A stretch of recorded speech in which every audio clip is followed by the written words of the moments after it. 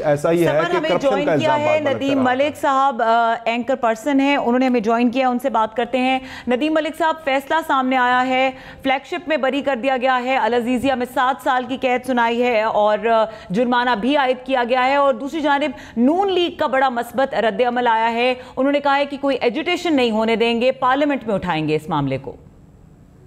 इसके बहुत से पहलू हैं इस मामले के। एक तो सियासी एतबार से देखें तो पाकिस्तान मुस्लिम लीग नवाज के लिए बहुत बड़ा धचका भी है और चैलेंज भी है। नवाज शरीफ साहब पहले केस में बेल के ऊपर थे और किसी हद तक उनकी पार्टी अभी तक इंटैक्ट थी और उसमें तोड़फोड़ ज्यादा हुई नहीं थी। पाकिस्तानी जो तर्ज सियासत है, जब वहाँ ये नजर आता है कि टॉप टियर जो है, खासतौर पर जो उनकी पार्टी का सरबराह है, अगर लगे कि उसकी सियासत के दरवाजे उसके लिए बंद हो रहे हैं तो पीछे वाली जमात को इकट्ठा रखना भी मुश्किल हो जाता है। दूसरी तरफ इसके कुछ लीगल पॉइंट्स हैं, उनके ऊपर भी देखना जरूरी है। एक हिस्सा जो केस का है जिसमें उनकी बरियत हुई है वो रिलेट करता है फ्लैगशिप इन्वेस्टमेंट से। जिस केस में नवाज शरीफ साहब पहले नाहल हुए थे, वो कैपिटल एफजेड का मामला जिसमें उन्होंने तनख्वाह नहीं थी ली, वो ऑफशोर कंपनी का केस था और वहां पे फ्लैगशिप इन्वेस्टमेंट वाले केस में अभी वाले जज साहब ने उनको वैसे बरी कर दिया। तो ये केस आगे जाके हाई कोर्ट के लेवल के ऊपर, क्या अपील की स्टेज के ऊपर नदीम मलिक साहब, आप हमारे साथ रहिएगा, आपसे दोबारा एक मरतबा इस पे बात करेंगे। नवाज शरीफ को अडयाला जेल की बजाय लाहौर मुंतकिल करने की दरखास्त मंजूर हो गई है। बात करते हैं जावेद सुमरो से। जावेद, आगाह कीजिएगा इस बारे में। जी रबिया, अभी कुछ ही देर पहले जैसे हमने अपने नाज़रीन को बताया था कि मियां नवाज शरीफ ने सजा का 7 साल सजा सुनने के बाद ये अदालत से इस्तदा की कि उनको अडयाला जेल मुंतकिल करने की बजाय लाहौर के कोर्ट लखपत जेल मुंतकिल किया जाए। तो वो इस अदालत ने उनकी वो इस्तदा मंजूर करते हुए नेब अथॉरिटीज को और पुलिस को ये हुक्म दिया है कि मियां नवाज शरीफ को कोर्ट लखपत जेल मुंतकिल किया जाए। और अब इस फैसले आने के बाद उनके गिरफ्तारी की तैयारियां मुकम्मल कर ली गई हैं। उनकी गाड़ियां और एक बख्तरबंद गाड़ी और 2 लैंड क्रूजर जो हैं वो एक अकबी साइड पर मौजूद एक दरवाजे के साथ लगा दी गई हैं और कुछ ही देर के बाद उनकी रोप कार जो है, जो अदालती की जानिब से जारी होती है गिरफ्तारी की, वो जारी होने के बाद उनको उस बख्तरबंद गाड़ी में बिठाकर और 2 लैंड क्रूजर गाड़ियों के काफिले में यहाँ से इम्कान यही जाहिर किया जा रहा है कि उनको लाहौर कोर्ट लखपत जेल मुंतकिल किया जाएगा। जी जावेद, उनके लिए मेडिकल बोर्ड भी तश्कील दिया गया था जहाँ पे उनका मुआयना होना था, तो उसके बाद उन्हें कोर्ट लखपत जेल मुंतकिल किया जाएगा? जी बिल्कुल Rabia, due process of law के मुताबिक उनको बाकायदा मेडिकल चेकअप किया जाएगा और मेडिकल चेकअप करने के बाद ही उनको मुंतकिल किया जा सकता। शुक्रिया। जावेद सुमरो आगाह कर रहे थे। नवाज शरीफ की इस्तदा को मंजूर कर लिया गया है और उन्हें अडयाला जेल की बजाय कोर्ट लखपत जेल लाहौर मुंतकिल किया जाएगा। नदीम मलिक साहब, आप हमारे साथ हैं, ये बताइएगा कि अब जो नून लीग जिस तरह से अब से कुछ देर पहले बात की शायद हकान अब्बासी साहब ने कि हम एहतजाज करेंगे, पुरअमन एहतजाज करेंगे, हम तोड़ फोड़ की तरफ, पुरतशद्दद एहतजाज की तरफ नहीं जाएंगे।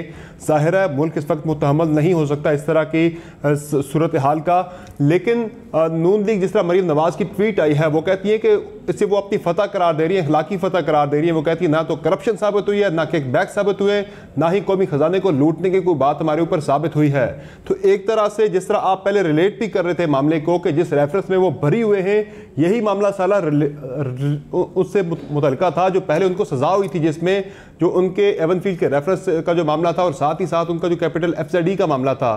तो अखलाकी फतह करार देंगे नून लीग की से आप?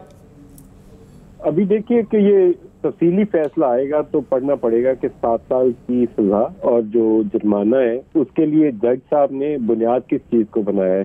क्या मनी लॉन्ड्रिंग को बुनियाद बनाया है या एसेट्स बियॉन्ड मीन को बुनियाद बनाया है? कोई करप्शन का जो पैसा, किकबैक का पैसा है उसका उन्होंने जिक्र किया, ये तो अभी फैसला पढ़ना पड़ेगा। लेकिन इस केस को बिगाड़ने में, ये अल अजीजिया वाले केस का जिक्र कर रहा हूँ, इस केस को बिगाड़ने में शरीफ फैमिली के वकला ने डे 1 में बहुत ज्यादा कंट्रीब्यूट किया। पहले तो गल्फ स्टील मिल्स की कहानी ये ढूंढना ही बड़ा मुश्किल था और मुझे याद पड़ता है कि मैंने इसके लिए बड़ी तगदो की और जो पुराने कोई आज से कोई 25-30 साल 40 साल पहले के बैंकर्स थे उनको ढूंढने की कोशिश की और मुझे बड़ी मुश्किल पेश आई कि लोग ही नहीं थे मिलते। इनका बीसीसीआई में लोन था गल्फ स्टील मिल का और ये डिफॉल्ट कर गई थी शरीफ फैमिली। उसके बाद की तफसीलात दस्तियाब इसलिए नहीं है कि बीसीसीआई लिक्विडेट हो गया था और लिक्विडेट होने के बाद जो भी उसका रिकॉर्ड है यूएई सेंट्रल बैंक के पास होगा। गल्फ स्टील मिल को अल अहली ग्रुप ने खरीद लिया था और उसकी तफसीलात है ही नहीं है सिवाय इसके कि ये उसका खुद जिक्र करके तो उसको एक कंट्रोवर्सी नहीं खड़ी कर देते और इन्होंने कर दी वो कंट्रोवर्सी। खुद से कौमी असेंबली में खड़े हो गए और कहा कि ये गल्फ स्टील मिल हमारे अब्बा मियां ने लगाई थी और गल्फ स्टील मिल के पैसे से हमने अल अजीजिया लगाई, और दरमियान में फिर वो कतरी लेटर्स की कहानी शुरू हो जाती है। ये एक ऐसी कंट्रोवर्सी थी जिसको शरीफ फैमिली को नहीं छेड़ना चाहिए था और उसमें नहीं जाना चाहिए था। इनके पास अगर जरूरत थी अपने दादा मियाँ का जिक्र करने की, अव्वल तो वो इस दुनिया में नहीं थे, मैं इज्जत एहतराम से उनका नाम लेता हूँ मियाँ शरीफ का, उनका जिक्र ना आता तो बहुत ही अच्छा था, ये अपने मामलात खुद ही निभा लेते तो वो ज्यादा अच्छा था। लेकिन अगर जिक्र करना मजबूरी था तो जिक्र इतना ही होना चाहिए था कि दादा मियाँ ने ली थी और दादा मियाँ ने आगे पोतों को दे दी, इससे ज्यादा हमें मालूम नहीं। प्रैक्टिकल सोच यही होनी चाहिए थी, क्योंकि उनकी वफात को भी अब 10 साल से ज्यादा का अरसा बीत चुका है और 5 साल से ज्यादा तो FBI वाले रिकॉर्ड भी नहीं मानते। इन्होंने एक ऐसी कंट्रोवर्सी की बुनियाद रख दी कि वो कतरी को दिए थे पैसे मियाँ शरीफ ने, और कतरी ने इन्वेस्ट किया था। कतरी के पैसों से इतनी बरकत पड़ी कि अल अजीजिया भी लग गई और लंदन के अपार्टमेंट्स भी आ गई, और उसकी फाइनल सेटलमेंट उसने कहा अल सानी ने कि मुझे पता चला, मुझे उसने कहा, मैंने ख्याल किया, मुझे ख्याल आता है कि मेरे बड़े भाई ने मुझे जिक्र किया, उनके मियाँ शरीफ से बड़े ताल्लुकात थे कि ये सारा कुछ जाके हुसैन को दे देना। इस तरह की फेरी टेल में इनको जाने की कतई जरूरत नहीं थी। और मेरे ख्याल में जो इनको दुश्वारियां पेश आई हैं लीगल ग्राउंड पे भी और पॉलिटिकल ग्राउंड में भी, उसमें ये जो कहानियां थी ना जो कतरी ने बयान की एयर से के ऊपर, वो सोचता है, कहता मुझे ख्याल आया कि मेरे अब्बा से बड़े ताल्लुकात थे, फिर बड़े भाई ने मुझे एक दिन बताया कि वन फाइन मॉर्निंग तुम जाना और हुसैन को सारा कुछ दे देना। तो अगर हम इस केस को सामने रखते हुए सियासी मंजरनामे पे इसके असरात की अगर हम बात करें, जिस तरह से हम सुन रहे थे पिछले 2 हफ्तों में कि पीपल्स पार्टी और नून लीग इन अदालती फैसलों को सामने रखते हुए इनकी बुनियाद पे कोई मुज़ामती तहरीक मुश्तरका तौर पर पार्लियामेंट के अंदर या पार्लियामेंट के बाहर चला सकते हैं। आज जिस तरह का शाहिद हक्कान अब्बासी साहब का रद्द अमल सामने आया है, उन्होंने कहा है कि हम पार्लियामेंट के अंदर भी एहतजाज करेंगे, बाहर भी करेंगे, लेकिन पुरअमन एहतजाज होगा। तो लग रहा है कि पीपल्स पार्टी के साथ नून लीग का कोई इश्तराक हो सकता है, सियासी फ्रंट पे कोई महाजराई की तरफ जाने की कोई सूरत हाल बन सकती है, चूंकि नून लीग कॉन्फिडेंट लग रही है कि उन्हें इस मामले पर भी, इस केस में भी, इस रेफरेंस पर भी इस्लामाबाद हाई कोर्ट से उन्हें रिलीफ मिल जाएगा। देखिए, इस्लामाबाद हाई कोर्ट या कोई भी हाई कोर्ट, इस केस की मेंटेनेबिलिटी बहुत बड़ा चैलेंज होना है, और मैं अभी से कह रहा हूँ कि इसको मेंटेन करना हाई कोर्ट लेवल के ऊपर बहुत मुश्किल होगा। आसान नहीं होगा इस केस को मेंटेन करना जो जिसमें उनकी सजा हुई है, क्योंकि जो चीजें अभी तक तफसीली फैसले का अभी भी इंतजार करना पड़ेगा। अगर इनके पास कोई डॉक्यूमेंट्री एविडेंस ना हुई जहां से ये एस्टैब्लिश कर सकें कि ये पैसा इल गॉटन था या किसी ऐसे जरिए से पाकिस्तान से ले जाया गया जो करप्ट प्रैक्टिसेस के या मनी लॉन्ड्रिंग के जुमरे में आता है, तो ये केस मेंटेन नहीं हो सकेगा। हाई कोर्ट के लेवल के ऊपर इसको डिसमिस कर दिया जाएगा, लेकिन कई महीने, कई साल इसके अंदर अपीलों में गुजर जाएंगे, और कभी नैब अपील में चली जाएगी, कभी शरीफ फैमिली चली जाएगी, सुप्रीम कोर्ट तक मामला जाने में कई साल गुजर जाएंगे। नवाज शरीफ साहब सियासत में अभी इन नहीं हो सकते, क्योंकि उनके ऊपर 62(1)(f) का इतलाक हो चुका है और वो लाइफ टाइम डिस्क्वालिफिकेशन उनकी है। उनकी बेटी की सियासत जो है वो भी बची हुई है, और मेरा तासुर ये था कि नवाज शरीफ की सारी सियासत जो इस वक्त पाकिस्तान वापस आने का फैसला, कुलसूम नवाज की सेहत के बावजूद, वो सारा कुछ जुड़ा हुआ था कि मरियम नवाज की सियासत जो है वो बची रहे। वो भी आने वाले दिन देखना पड़ेगा कि वो मरियम नवाज की सियासत क्या रुख इख्तियार करती, बड़ा इंपॉर्टेंट होगा, क्योंकि कल ही उन्होंने कई महीने के बाद जो खामोशी थी वो तोड़ी और एक ट्वीट किया, और वो बड़े सेफ वर्डी ट्वीट है, उसमें कोई पॉलिटिकल चैलेंज नहीं दिया कि वो जो पहले कहती थी कि लाडला एक तरफ और तकड़ी के पलड़े में बाकी दूसरी तरफ, इस तरह के जुमले भी बोलने नहीं शुरू किए, क्योंकि उनका अपना मामला भी अभी अपील वाली स्टेज से गुजर रहा है। दूसरी तरफ आपने आसिफ अली जरदारी का जिक्र किया, ये इकट्ठा होना भी चाहे तो इन दोनों जमातों के लिए इकट्ठा होना इस वक्त आसान नहीं होगा। हमें कई दिनों से ये तासुर था कि ये जो 24 वाली पेशी है नवाज शरीफ की, इसी दिन 24 को ही आसिफ अली जरदारी की रिपोर्ट FIA ने सबमिट करनी है, और उसके अंदर इतनी इंक्रिमिनेटिंग एविडेंस दस्तयाब होगी जिसको बुनियाद बनाते हुए उनके खिलाफ कार्रवाई का आगाज हो सकता है। अब जो लास्ट हमारी अंडरस्टैंडिंग ये थी कि 27 दिसंबर जो है बेनजीर की बरसी है, तो बेनजीर भुट्टो की बरसी गुजरने के बाद हतमी तौर पर आसिफ अली जरदारी के खिलाफ कार्रवाई का आगाज होगा, ताकि ये कहे ना कि हमें वो गड़ी खुदाबख्श जाने से रोकने के लिए पहले गिरफ्तार कर लिया। और मुझे आज वाली जो कार्रवाई है उसको देख के तासुर यही मिलता है कि चीजें उसी जानिब बढ़ रही हैं। एक तरफ FIA ने रिपोर्ट सबमिट की है जिसमें उन्होंने ओमनी ग्रुप के साथ इनके बराह रास्त जो कॉन्टैक्ट थे उनको एस्टेब्लिश किया अपनी रिपोर्ट में। अभी तो अदालत का वो जो ट्रायल स्टेज के ऊपर उसने जो टेस्ट ऑफ ट्रायल है उसका भी उस स्टेज से गुजरना है, लेकिन अभी की रिपोर्ट जो हमारे सामने है, जो खबरें हमने पढ़ी हैं, उसको देख के लगता है कि एन मुमकिन है कि नेक्स्ट हेयरिंग के ऊपर या जो भी इनको जवाब अपना देते हैं उसके बाद सुप्रीम कोर्ट से हुक्मनामा जारी कर दिया जाए कि FIA या नैब को बाकायदा हुक्म आए सुप्रीम कोर्ट ऑफ पाकिस्तान से कि इनको गिरफ्तार करके इनके खिलाफ कार्रवाई का आगाज कर दिया जाए। तो ये चीजें ज्यादा दूरी की नहीं है, और जब टॉप लीडरशिप जो है वो बिहाइंड दी बार हो, एक तरफ PMLN की सियासी एतबार से ये बहुत बुरी चीज है। मुझे सियासत के अगर पूछे तो सियासी लिहाज से ये एक अच्छा शगुन नजर नहीं आता कि एक PMLN के सरबराहान जो है वो भी जेल के अंदर बैठे हो और पाकिस्तान पीपल्स पार्टी की क़यादत जो है वो दूसरे कमरे जेल के अंदर बंद हो, तो दूसरी पाकिस्तान तहरीक इंसाफ हुकूमत कर रही हो। ऐसे ज्यादा देर चीजें बरकरार रह नहीं सकती। कोई ना कोई तमाम अरसे के अंदर खौफ रहता है कि कोई ऐसा एक्सीडेंट ना हो जाए कि पूरा सिस्टम ही जो है डिरेल ना हो जाए। लेकिन वो चीजें अभी तो नजर आ रही हैं कि एक तरफ PMLN की क़यादत, शहबाज शरीफ भी अंदर है, नवाज शरीफ साहब की दोबारा आज कैद होगी, मरियम नवाज जो है वो अपना केस उनका हेयरिंग पे लगा हुआ है कि उनकी जो बरियत है वो बरकरार रहती है, ये वापस जाती है। इनके नीचे शरीफ फैमिली में हमजा, शहबाज अपने अंदर वो स्पार्क अभी तक तो नहीं स्टैब्लिश कर सके को जमात की क़यादत संभाल सके। तो एक तरफ इनकी जमात के लिए चैलेंज है, पीपल्स पार्टी की तरफ आ जाए तो वहां पर जरदारी साहब, फरियाल और बिलावल भुट्टो तीनों इस केस से जुड़े हुए हैं। जो मुश्किलात का शिकार नजर आते हैं जरदारी साहब, फरियाल और मुराद अली शाह नजर आते हैं जो इस वक्त चीफ मिनिस्टर सिंध में।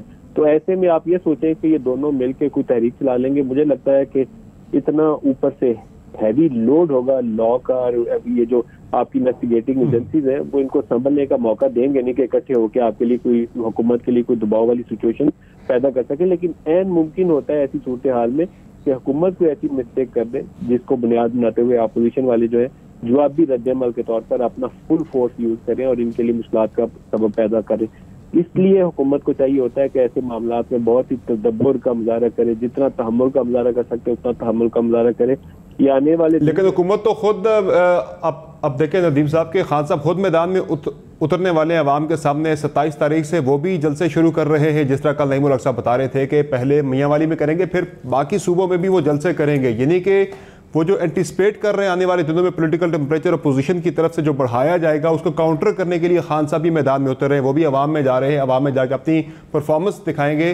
तो यानी कि एक काउंटर नैरेटिव खान साहब भी लेके आ रहे हैं। देखिए अभी मुझे जाहिर ऐसी सिचुएशन ऑन ग्राउंड लगती नहीं है कि पाकिस्तान मुस्लिम लीग नवाज या पाकिस्तान पीपल्स पार्टी दोनों मिलके भी बड़ी अवामी कुव्वत का मुजाहरा कर सके। मुझे इस मामले में मेरा ख्याल है कि अभी लगता है, मेरे अपने ये जाती पर्सनल असेसमेंट है कि शायद ये दोनों जमातें, ये नहीं है कि इनकी पॉपुलैरिटी सडनली एकदम से डिसअपियर हो गई है, वेपोरेट हो गई है, लेकिन ये जिस तरह की सियासी माहौल चल रहा है और जिस तरह की, लेकिन नदीम मलिक साहब यहाँ पे मैं एक पॉइंट ऐड करूंगी कि हमने देखा था कि एवनफील्ड वाला जब केस था वहां पर स्ट्रीट पावर नहीं दिखा सकी थी मुस्लिम लीग नून, और जब एक्सपेक्ट किया जा रहा था गिरफ्तारी के टाइम पे कि लोग इकट्ठे होंगे और लोग बाहर निकलेंगे, लोग बाहर नहीं निकले थे। तो अभी जब हम तहरीक की बातें कर रहे हैं तो आपके ख्याल में लोग इस तरीके से बाहर निकलेंगे, उनका नैरेटिव इस तरह से खुलकर सामने आएगा जिस तरह से पहले नहीं आया?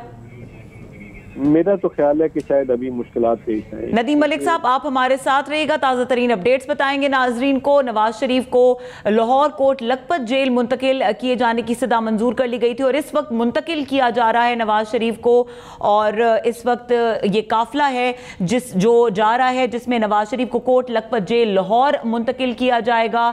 एहतसाब अदालत ने नवाज शरीफ की दरखास्त मंजूर कर ली है। नदीम मलिक साहब एक मरतबा फिर आपके पास आएंगे, नैरेटिव एक्सेप्ट करेंगे लोग और सड़कों पर निकलेंगे आपके ख्याल में? मुश्किल नजर आता है बिफोर द टाइम, लेकिन ये चीजें सियासत में मुमकिन होती हैं और मुमकिन इस तरह हो पाएंगी कि तहरीक इंसाफ वाले सियासी गलतियां करें। ऐसी माजी में भी बेशुमार दफा वो कर चुके हैं मिस्टेक, और वो अगर ऐसी सियासी गलतियां दोबारा दोहराएंगे तो फिर अपोजिशन को संभल कर जवाबी कार्रवाई का मौका मिल जाएगा। मैं आपको इसकी सबसे बड़ी मिसाल दूंगा, अभी बहुत ही ज्यादा अर्सा नहीं गुजरा, जनरल परवेज मुशर्रफ की पूरा इक़्तिदार के ऊपर काबिज थे जोरों शोर के साथ, और नवाज शरीफ साहब और बेनजीर भुट्टो दोनों पाकिस्तान से बाहर थी। पाकिस्तान वापसी का दूर दूर कोई इम्कान नहीं था और लगता यह था कि सियासत में वो कदम जमाने का मौका उनका इन दोनों जमातों का गुजर चुका। जनरल परवेज मुशर्रफ ने एक पॉलिटिकल मिस्टेक की, एक तो लाल मस्जिद ऑपरेशन था और दूसरी तरफ उस वक्त के जो चीफ जस्टिस थे इफ्तिखार चौधरी, उनके साथ उन्होंने लड़ाई मोल ले ली। इन दोनों वाकयात का एक ऐसी सूरत हाल डेवलप हुई कि लॉ एंड ऑर्डर सूरत हाल भी हाथ से निकल गई, और जो लीगल कम्युनिटी थी और जो पाकिस्तानी सिविल सोसाइटी थी वो इस कदर ताकत के साथ सड़कों के ऊपर आई कि 2007 मार्च से पहले जो जनरल परवेज मुशर्रफ लगते थे कि पाकिस्तान से जाने वाले हैं नहीं, अगले 10 साल यही हुकूमत में रहेंगे और नवाज शरीफ और बेनजीर तो पाकिस्तान ही नहीं आएंगे, वो जनरल परवेज मुशर्रफ चंद माह के अंदर जमीन बोस हो चुके थे और पाकिस्तान में पाकिस्तान पीपल्स पार्टी की हुकूमत कायम होगी। और मेरा ख्याल में सियासत में ये चीजें ऐन मुमकिन होती हैं, सिर्फ डिपेंड ये करता है कि आप कितना ज्यादा मिस्टेक्स करते हैं या कितना ज्यादा अपने आप को बचा के रखते हैं।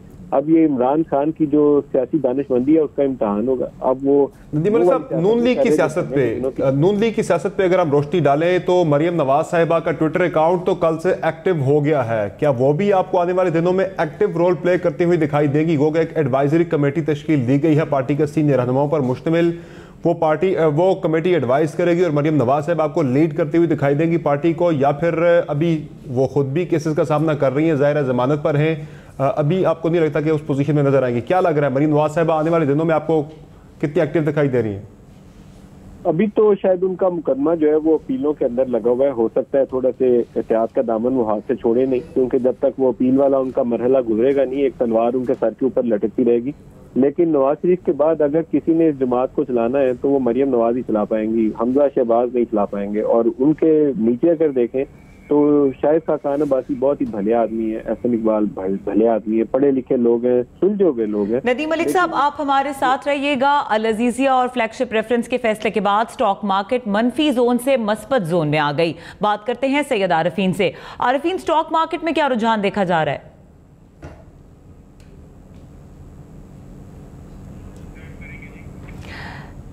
मनफी जोन से मस्बत जोन में देखा गया है स्टॉक मार्केट को, और अल अजीजिया और फ्लैगशिप रेफरेंस के फैसले के बाद स्टॉक मार्केट मनफी जोन से मस्बत जोन में आ गई है। एक मरतबा फिर चलेंगे नदीम मलिक साहब की जानिब जो तज्जिया दे रहे थे। जी नदीम साहब। मेरा ख्याल ये है कि PMLN में नवाज शरीफ के बाद अगर कोई दूसरा बंदा उस पार्टी को लीड करने की पोजीशन में है तो वो मरियम नवाज उनकी साहबजादी है, क्योंकि ये जो कैंपेन थी नवाज शरीफ की डिस्क्वालिफिकेशन के बाद उसमें लगा ये कि उन्होंने अपना जो सियासी कद काठ है काफी बढ़ा लिया है। कुछ सियासी गलतियां उन्होंने भी की। सियासी गलतियां ये की तो पाकिस्तानी सियासत में जो नवाज शरीफ का सफर था वो एस्टेब्लिशमेंट के साथ मिलकर शुरू हुआ था। वो कोई ऐसे जमहूरी आदमी नहीं थे कि बड़ी पॉलिटिकल स्ट्रगल करके यहाँ तक आए थे। वो जनरल ज़ियाउल हक के दौर में एस्टेब्लिशमेंट के कांधों के ऊपर सवारी उन्होंने की और सियासत में एंट्री भी उनकी जनरल जलानी के जरिए हुई। फिर IJI के जरिए उनको पहली हुकूमत बनाने का मौका मिला जब बेनजीर की हुकूमत गिराई गई और IJI के जरिए जो एंटी पीपल्स पार्टी फोर्सेस थी उनको इकट्ठा करके उनको हुकूमत दिलवाई गई। अब जब मरियम नवाज ने सियासत शुरू की तो बहुत ही अग्रेसिव उन्होंने एक पॉलिटिकल स्टांस लिया एंटी एस्टेब्लिशमेंट। अब एंटी एस्टेब्लिशमेंट इस पॉलिटिकल स्टांस के ऊपर इनकी आधी से ज्यादा जमात इनके साथ नहीं खड़ी थी, क्योंकि ये तमाम वो लोग थे जो एस्टेब्लिशमेंट की ही पैदावार थे। ये 80 की दहाई में जनरल ज़ियाउल हक के या साथी थे या उनकी आगे बच्चे थे, जो उनके कोई वालिद, किसी का चचा, किसी का कोई और रिश्तेदार जनरल ज़िया के साथ उसने सियासत में आगाज किया था और बाद में उनकी आइंदा आने वाली नस्ल चल रही थी। अब मरियम नवाज को एक जरूरत थी कि पहले तो अपनी पार्टी को इंटैक्ट रखने के लिए एक पॉलिटिकल मोमेंटम पैदा करती। वो उन्होंने बहुत अच्छे से पॉलिटिकल मोमेंटम पैदा किया। उसके बाद उस पॉलिटिकल मोमेंटम को सस्टेन करने के लिए आपके पास हमेशा fall back strategies, exit strategies और प्लान बी, प्लान सी वो रेडी होने चाहिए सियासत में। अगर आप एग्रेसिवली आगे चलते जाएं तो तब आप चल सकते हैं कि अगर आप सारी अपोनेंट जितनी आपकी फोर्सेज हैं उनको सबको स्टीम रोल करने की पोजीशन में हो। ये स्टीम रोल करने की पोजीशन में नहीं थे, ना अपोजिशन फोर्सेज को ना ही एस्टेब्लिशमेंट को स्टीम रोल कर सकते हैं। बड़ी कुव्वत है, बाकायदा एक ऑर्गेनाइज सेटअप है पाकिस्तान के अंदर, और सियासी कुव्वतें भी जो इनकी मुखालिफ थी वो भी सारी इनके साथ नहीं थी। इवन जो इन्होंने कुछ इश्यूज पैदा कर लिए थे आसिफ अली जरदारी के साथ, जब वो उन्होंने ईंट से ईंट बजाने का बयान दिया था, उसके बाद वो भी देखभाल के चल रहे थे कि मैं इनके साथ चलूं या ना चलूं। वो अपना रास्ता खोलने की कोशिश कर रहे थे कि मेरा रास्ता एस्टेब्लिशमेंट से खुला रहे तो मैं वापस आ जाऊं। यहाँ मुझे लगा कि मरियम ने मिस्टेक्स की और एक जो उनको तवाजुन चाहिए था सियासत के अंदर, बैलेंसिंग एक्ट चाहिए था, वो बैलेंसिंग एक्ट मिस कर गई किसी स्टेज के ऊपर। अगर वो कर लेती उसको तो मुझे लगता है उनकी सियासत उसी स्टेज पे बच सकती थी, शायद उन्हें जेल जाना ना पड़ता और उससे पहले ही उनकी बचत हो जाती।